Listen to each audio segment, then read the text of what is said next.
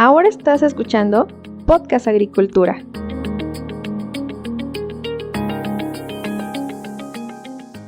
Hola, ¿qué tal? Me da mucho gusto saludarlos nuevamente a todos ustedes. Espero que se encuentren muy bien. Yo les doy la bienvenida al episodio número 256, en el cual vamos a hablar sobre control biológico. Cuando hablamos de control biológico nos referimos a un método de control de plagas, enfermedades y malezas agrícolas que consiste en utilizar organismos vivos para controlar las poblaciones de otro organismo vivo que es el que nos está causando problemas. Eso sí, es importante tener en cuenta que el significado del concepto de control biológico ha variado a lo largo del tiempo y de hecho también varía dependiendo de qué tipo de profesionista haga el enfoque. Por ejemplo, los fitopatólogos utilizan este término para hablar de métodos que pueden incluir la rotación de cultivos, las alteraciones en el pH del suelo, la utilización de enmiendas orgánicas para cambiar el equilibrio en el suelo. Otros investigadores, en cambio, pueden referirse al control biológico cuando hablamos de técnicas de control por interferencia. Es decir, estamos hablando de que interferimos en algún momento el ciclo reproductivo de nuestra plaga, con el uso de alguna otra especie viva. Aunque en la actualidad la definición más aceptada para este concepto es la que siempre han utilizado los entomólogos. Nos referimos a un método agrícola de control de plagas que usa depredadores, parásitos, herbívoros u otros medios naturales para disminuir o erradicar poblaciones de organismos vivos que afectan a nuestro cultivo. Y por último, cuando hablamos de control biológico generalmente lo englobamos dentro del control integrado de plagas, es decir, de manejar un sistema integrado en donde no solamente se utilicen pesticidas químicos, sino donde también se roten otro tipo de soluciones. Y para hablar sobre este tema me acompaña Rigoberto Caballero, quien es ingeniero mecánico agrícola, egresado de la Universidad Autónoma Chapingo, que actualmente trabaja como consultor senior en la empresa Cooper México en la región de Baja California. Pasemos a la entrevista.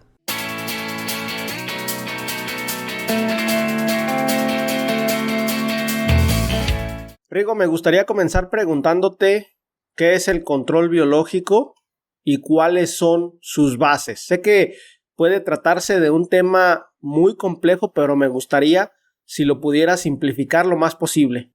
Sí, claro, Olmo. El control biológico principalmente es convivir con las plagas, ¿no? Pero en sí su definición es buscar un equilibrio, utilizar organismos vivos de una población para controlar la población de otros organismos, en este caso son las plagas. Esa es principalmente la definición del control biológico. Y obviamente pues, las densidades van fluctuando dependiendo del tiempo, ¿no? Dentro de cierto tiempo fluctúan la densidad o la población de cierta plaga. Cuando hablamos de densidad tanto de la plaga como del control. Nos enfocamos principalmente a lo que es la plaga. Entonces, ¿qué hacemos?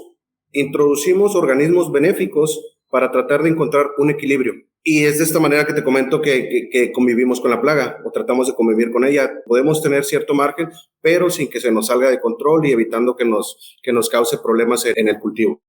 Con esto que me comentas, ¿tú has visto que el control biológico puede ser realmente una alternativa al control químico? Sí. No vamos a quitar de lado lo que es el control químico porque llegan momentos o situaciones en las que podemos llegar a ocupar el uso de una molécula.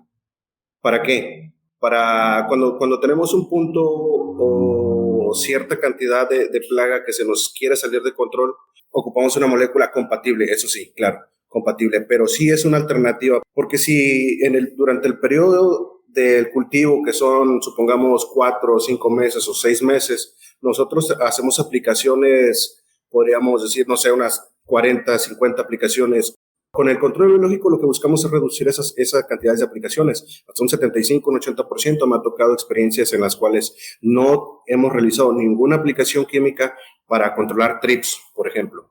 Entonces, eso, el que tú le restes la presión de moléculas o de plaguicidas, pesticidas a la planta, le alargas un poco más la vida. ¿Y en qué se traduce eso? Se traduce en mayor rendimiento, en que la planta exprese su verdadero potencial.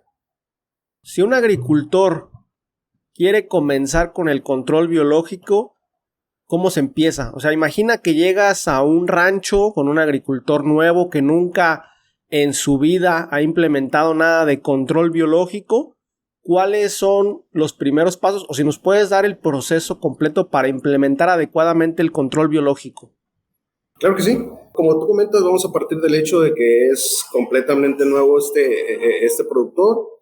Lo primero que tenemos que hacer es mostrarle los beneficios. Como te comenté ahorita, el alargar a lo mejor un poquito más la vida de la planta. Obviamente, si el mercado lo permite, seguir produciendo otro poquito más. Posteriormente, ya que trabajamos esa parte y nos dio acceso, checamos el cultivo. Vemos sobre qué cultivo vamos a trabajar. Tenemos que hacer un análisis de multirresiduos.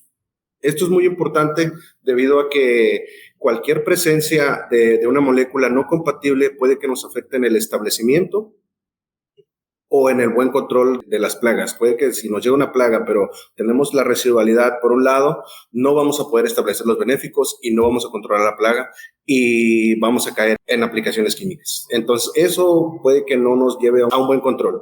Después de eso, vamos a programar nuestras liberaciones preventivas en base a las plagas de importancia. Pongamos un ejemplo, si es un cultivo de pepino, nuestras plagas de importancia pueden ser trips, pulgón, araña roja o Tetranicus urtice como principales. Entonces, necesitamos ver el comportamiento, en qué meses se va a iniciar el cultivo, cómo son las temperaturas en esos meses, si hay migraciones en esos meses. Acá en esta zona, el trips tiene una presencia muy fuerte, una presión muy fuerte. Entonces, debemos de tomar en cuenta todas esas situaciones. ¿Para qué? Para que en base a eso nosotros programemos ciertas liberaciones semanales de manera preventiva. Siempre iniciamos de manera preventiva para tener una base. Posteriormente, designar a personal para monitoreo. O uno mismo, si es una superficie pequeña, uno mismo puede hacer el monitoreo. El monitoreo se recomienda pues, que sea semanal y previo a la instalación de la plantación. ¿Por qué? Porque debemos de tener una base, debemos conocer lo que tenemos antes de empezar a trabajar. Ok. Y conforme se vaya avanzando, los monitoreos semanales nos van arrojando información, datos. Esos datos nos van a ayudar para pulir nuestro programa de liberaciones, ya sea, continuamos, si no hay mucha presión de plaga, continuamos con las liberaciones preventivas, muy importante, en dado caso que se nos quiera salir de control un poco, unas liberaciones curativas bajas o curativas altas y ya tenemos un problema muy focalizado. Si vemos que, dependiendo del comportamiento de la plaga, pronosticamos a lo mejor o vemos un poquito a futuro, unos 15, 20 días, que probablemente vamos a tener problemas, recurrimos a una aplicación con una molécula compatible para disminuir la población y posteriormente continuar con las sueltas de benéficos. Oye, mencionaste el tema de un análisis multirresiduos. ¿Cuántos plaguicidas puede llegar a detectar? Porque me imagino que no detectan todos o solo detectan los principales. No sé qué nos puedes contar al respecto. Principalmente nos vamos a enfocar a los que afectan mayormente a los benéficos. En este caso podrían ser los neonicotinoides. Tienen una fuerte presencia. Si es que las hubiera y les afecta, pues ahora sí no nos va a dejar establecer los benéficos y no vamos a lograr un control. Si un agricultor entonces sigue este proceso que nos comentaste, de manera muy general, al final, ¿qué resultados podría obtener? En términos de presión de plagas, ¿cuánto se podría llegar a disminuir? No sé, un 10, un 30, un 60, un 100. Y también en términos económicos, ¿podría llegar incluso a disminuir su gasto de plaguicidas durante toda la temporada? Claro, primero sobre los beneficios. Va relacionado con lo que te comenté al principio. Extendemos la vida de la planta, la estresamos menos, lo que se va a traducir en mayor beneficio. ¿Qué tanto pudiéramos disminuir la presión de plaga desde 50, 70, 80? Como te comento, me ha tocado experiencias donde no se realiza ninguna aplicación, un 100% de control para trips. Probablemente un 80, un 70% para araña roja y para pulgón similar. Pero tiene que ir muy de la mano con el monitoreo preventivo. ¿Qué productos o servicios ofrece Koppert en lo que respecta a control biológico? Y en la zona en la cual tú estás, que es en Baja California, ¿cuáles son los más recurridos? Koppert tiene una amplia gama de soluciones, tanto para control biológico, polinización y otros también inocuidad. Para el caso de control biológico, se tienen ácaros depredadores, así como insectos depredadores, avisos parasitoides, nematodos entomopatógenos. En lo que más nos enfocamos aquí en la zona son con ácaros depredadores para control de araña roja, trips, avisos parasitoides para el caso de pulgón.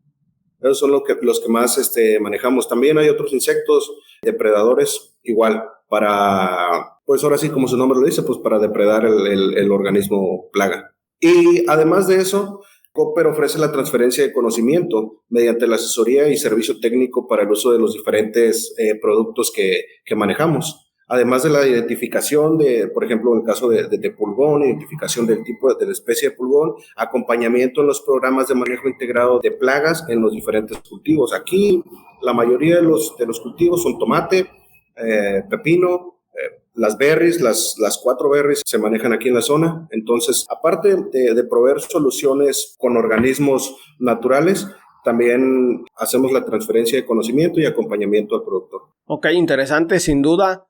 Entonces, tú llegas a un campo, observas cuál es la situación en determinada parcela y en base a eso tú le determinas al agricultor cuál sería su solución más adecuada, ¿cierto? Así es, lo que es el acompañamiento es muy importante y la asesoría técnica, porque de ahí se deriva el buen control. Nosotros llegamos, un caso específico, el productor dice, hey, tengo un problema de pulgón, vamos a ver el pulgón, determinamos la especie, porque si no se realiza esta determinación de especie en el caso de pulgón principalmente, puede que la solución que nosotros le demos o que él nos solicite, o si nos dice, tengo un pulgón, es este pulgón, nosotros, ¿estás seguro? No, sí, entonces la solución que te ofrecemos es esta, pero si la identificación no está bien realizada, no va a funcionar el control. La avispa parasitoide no va a parasitar y de ahí se puede malinterpretar o se puede ocasionar que diga, no, pues que el control biológico no sirve,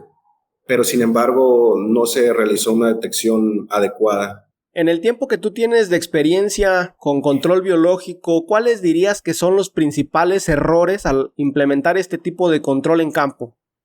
La identificación errónea de una plaga y selección de la misma manera errónea de su solución. Esa es una. Otra es que algunos productores piensan que van a ver el control rápido, así como con un pesticida, que tú lo aplicas y a lo mejor a las 24 horas, a las 12 horas de derribe y ya miras una disminución en la población plaga. Aquí no, aquí hay que darles su tiempo. En el caso de los depredadores parasitoides, tiene su ciclo de vida. Un parasitoide lo liberas, 3-4 días empieza a trabajar, pero vas a ver ya los pulgones parasitados de 10 a 15 días después, ya empiezas a ver el trabajo. Y es lo que muchos también a veces como que se desesperan. Dicen, hey, no estoy viendo control, ¿qué está pasando? ¿Funciona o no funciona? Entonces, esa sería alguna de la mentalidad que hay que tratar de cambiar un poquito. También otra cosa es que si tú tienes aplicaciones o algunos productores tienen un problema de plaga, aplican y ven que no están controlando, entonces ya al último recurren al control biológico y es cuando también tienen residualidad de sus productos, se pueden liberar, claro que sí, pero puede que no te controlen o tienes que liberar muchísima más población de benéficos para poder controlar esta plaga y recurrimos a lo otro. Se desesperan y vuelven a aplicar, entonces ni estás controlando con benéficos ni tampoco estás controlando ahora sí que con aplicaciones químicas. Esos son varios de los detalles que podría ser que uno dijera, no, pues no funciona el control biológico. Oye, Rigo, entonces podríamos hablar de que un lapso adecuado para comentarle al agricultor que es el tiempo que va a tardar en funcionar esta solución biológica, son 2 semanas, justamente por esto que comentas de que muchos agricultores se desesperan. Lo ideal sería comenzar diciéndoles, ¿sabes que esto va a requerir mínimo de 2 semanas? Para el caso de los parasitoides, sí. Y es por eso que es primordial o es importante hacer las sueltas preventivas. Porque estas sueltas preventivas nos van a ayudar que desde el inicio, si aparece un punto de pulgón, luego entre en acción la avispa parasitoide. Ya cuando se encuentre más puntos o empiece a crecer la población de plaga, ya va a haber un avance de control. Pero sí, desde que se libera, para el caso específico, un parasitoide de 10 días a 15 días, dependiendo también las condiciones climatológicas, temperatura en este caso, podría ser el lapso en el que ya empecemos a ver un control.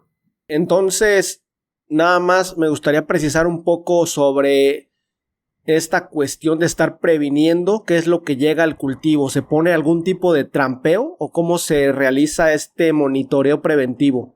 Nosotros lo que hacemos es colocar trampas de monitoreo. Esas trampas de monitoreo se revisan semanalmente, vemos qué es lo que cae.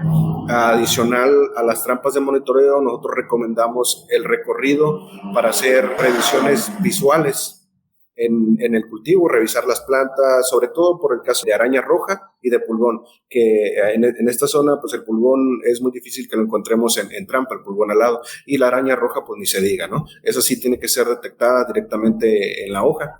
Entonces los recorridos visuales son muy importantes porque de esa manera tú detectas dónde empieza tu problema, si tienes que enfocarte del lado norte, del lado sur, o si tienes algún problema con tus mallas, necesitas regar tus calles, para evitar que se te prenda un foco de infestación, ya sea de pulgón o de araña roja. Ya para el caso de trips, eso es de manera general, ese sí son con trampas de monitoreo, entonces un conteo directamente en la trampa y también en la hoja.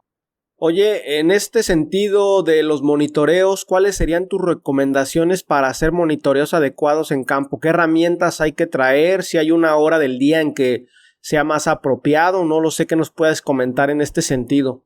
De preferencia, hacer el monitoreo por la mañana.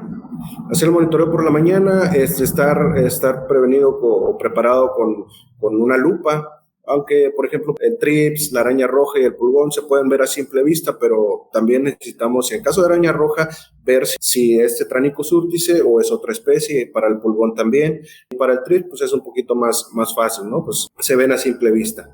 Otra cosa es determinar la manera de monitorear. Puede ser en guarda griega, en 5 de oros, en zigzag, dependiendo del cultivo. Conocer también el comportamiento de la plaga. Una araña roja en un cultivo probablemente te va a aparecer por las orillas, al lado de las calles, donde pasan los vehículos de tu cosecha. Si no están regadas las calles, se levanta el polvo y pues eso es un medio de transporte para la araña roja. En el caso de pulgones, en las mallas, si son mallas antiáfidas, pues en teoría no deberían entrar, pero ¿qué pasa cuando entran personal a hacer labores?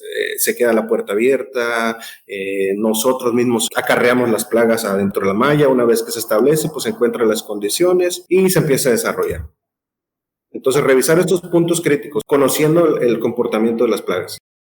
¿Hay alguna condición específica por la cual el monitoreo sea más adecuado por la mañana?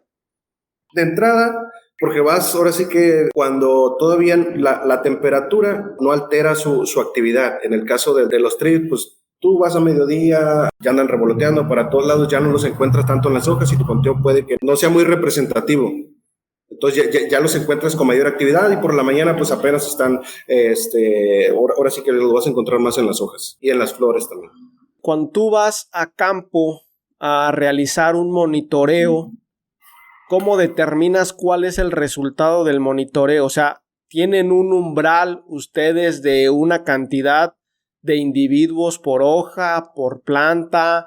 ¿O cómo establecen si el monitoreo ya está muy elevado o si todavía está en parámetros normales? Sí, dependiendo del cultivo, se establecen umbrales de acción. Supongamos un cultivo fresa.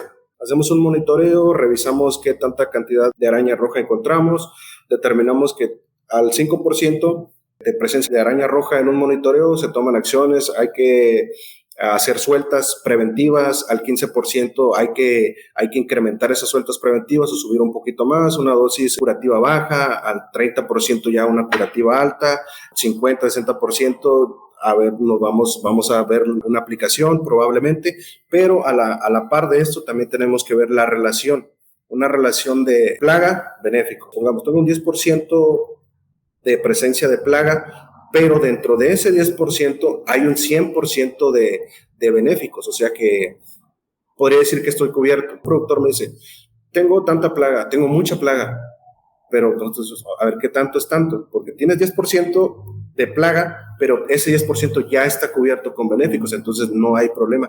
A la diferencia o la contraparte puede decir, es que tengo poquito, un 15%, pero no tienes ningún benéfico que te esté ayudando, entonces ahí es cuando podría ser unos foquitos de alarma, porque pues que estamos más desprotegidos. ¿En qué condiciones funcionan mejor las soluciones de control biológico que ofrece Koppert? Por ejemplo, yo en algunos ranchos aquí en Los Reyes, Michoacán, he llegado a dar asesoría y de repente veo que están aplicando ácaros depredadores, pero no sé yo, por ejemplo, si las condiciones en las cuales lo están aplicando son las más adecuadas para que realmente ese control vaya a funcionar. Lo primero que nada es identificar bien el problema que tenemos. Eso es para obtener los mejores resultados. Y hacer también una buena liberación.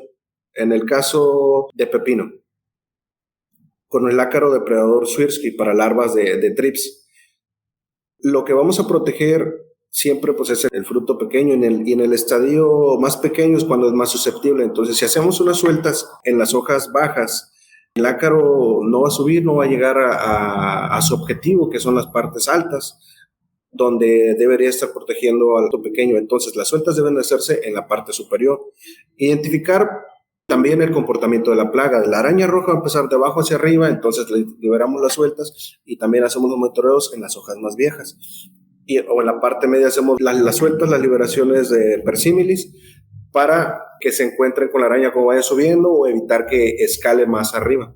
Entonces, una de estas es aplicar o hacer las sueltas de manera adecuada. Otra es identificar bien la especie y elegir una solución adecuada, como ya lo comentamos.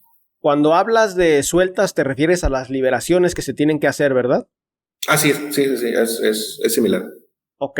Oye, ya para terminar nuestra plática, Rigo, me gustaría preguntarte de manera personal, ¿qué es lo que consideras que hace falta para impulsar más la implementación de control biológico en la producción agrícola?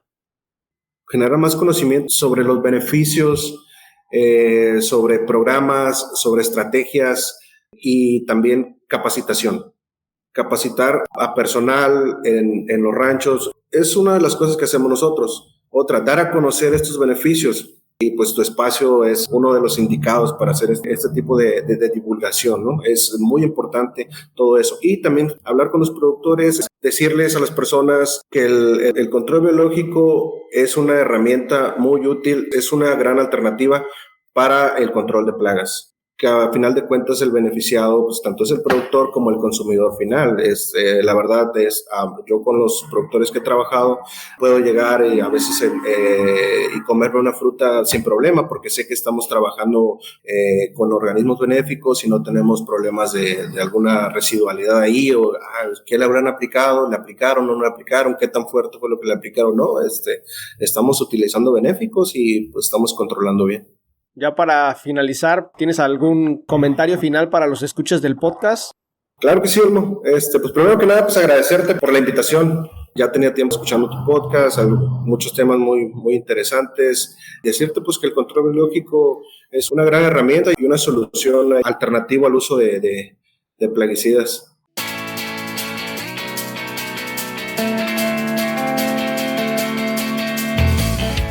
Rigo y yo fuimos compañeros en la carrera en la Universidad Autónoma Chapingo y por lo tanto nos conocemos desde hace ya muchos años.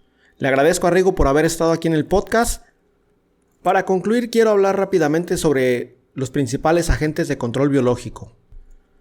Por ejemplo, tenemos los depredadores, que normalmente suelen ser más grandes que los organismos que depredan, a los cuales se les conoce como presas.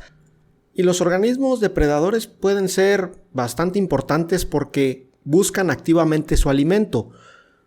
Obviamente aquí el punto es analizar y entender cuántas presas pueden consumir durante su ciclo de vida para ver si realmente van a poder realizar un control.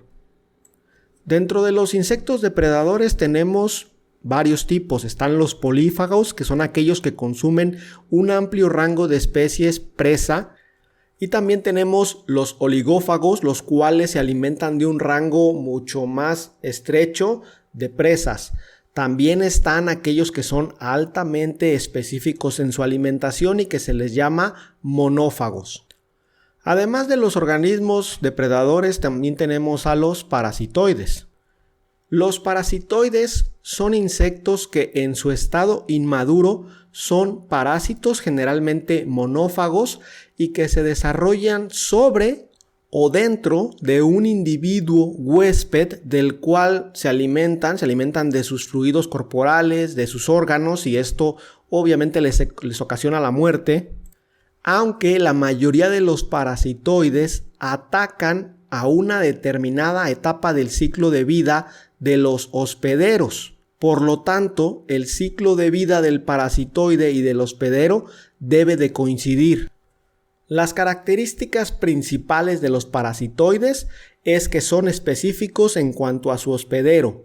Suelen ser de menor tamaño que el hospedero y además la hembra es quien suele buscar a la presa o al hospedero para que los huevos o las larvas estén cerca, dentro o en la superficie justamente del hospedero.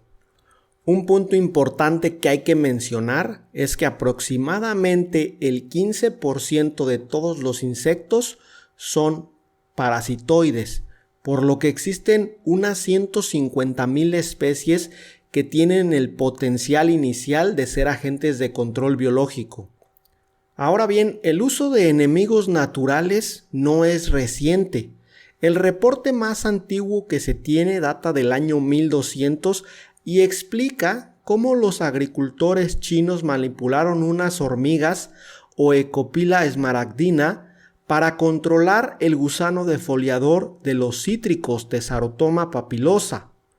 Y el primer caso documentado de parasitismo data del año 1602, cuando se reportó que se utilizó Aphanteles glomeratus contra la especie Pieris raspae, aunque para el caso de México el primer caso exitoso reportado de control biológico data de 1949, cuando se menciona que de la India y de Pakistán se introdujeron 4 parasitoides: Amitus hesperidium, Encarsia opulenta, Encarsia clipealis y Encarsia smithi para el control poblacional de la mosca prieta de los cítricos, Aleurocanthus woglumi.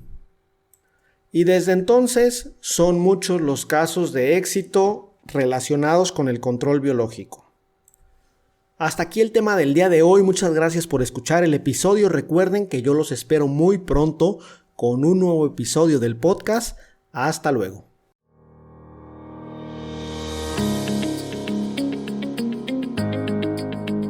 Hemos llegado al final de este episodio. Muchas gracias por escuchar Podcast Agricultura.